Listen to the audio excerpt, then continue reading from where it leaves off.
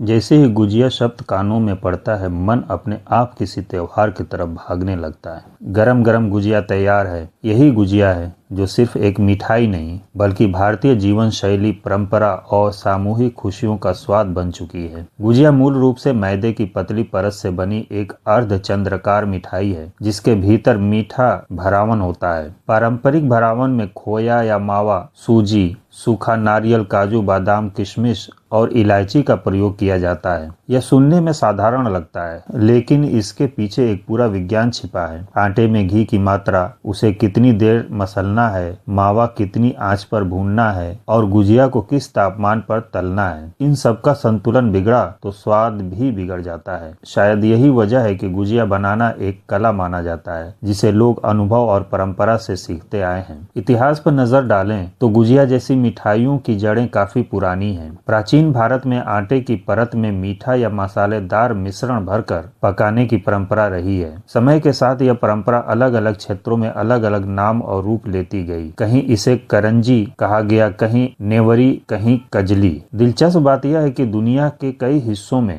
इसी तरह की भरी हुई पेस्ट्री मिलती है, लेकिन भारतीय गुजिया की पहचान उसकी मिठास और खुशबूदार मसालों से। यह हमें बताती है कि खाने की संस्कृति सीमाएं लांघ सकती हैं, लेकिन हर जगह अपनी स्थानीय पहचान भी बनाए रखती है। गुजिया का नाम आते ही सबसे पहले होली का त्योहार याद आता है। रंगों से भरा यह पर्व गुजिया के बिना अधूरा सा लगता है। होली से कई दिन पहले घरों में इसकी तैयारी शुरू हो जाती है। मावा भुनने की खुशबू पूरे घर में फैल जाती है। मेवे काटे जाते हैं और फिर पूरा परिवार एक साथ बैठकर गुजिया भरता है। कोई आकार ठीक कर रहा है, कोई किनारे मोड़ रहा है, तो कोई गिनती कर रहा है कि कितनी बनी। यह प्रक्रिया अपने आप में एक सामाजिक आयोजन बन जाती है जहां बातचीत, हंसी मजाक और यादें साथ साथ बनती हैं। शायद यही कारण है कि गुजिया का स्वाद घर की बनी होने पर ज्यादा खास लगता है। सांस्कृतिक दृष्टि से गुजिया का महत्व केवल त्योहारों तक सीमित नहीं है। यह अतिथि सत्कार और अपनापन दर्शाने वाली मिठाई भी रही है। पुराने समय में जब मेहमान आते थे तो घर की बनी गुजिया निकाल कर परोसी जाती थी। यह इशारा होता था कि मेहमान का स्वागत पूरे दिल से किया जा रहा है। कई जगहों पर धार्मिक अवसरों,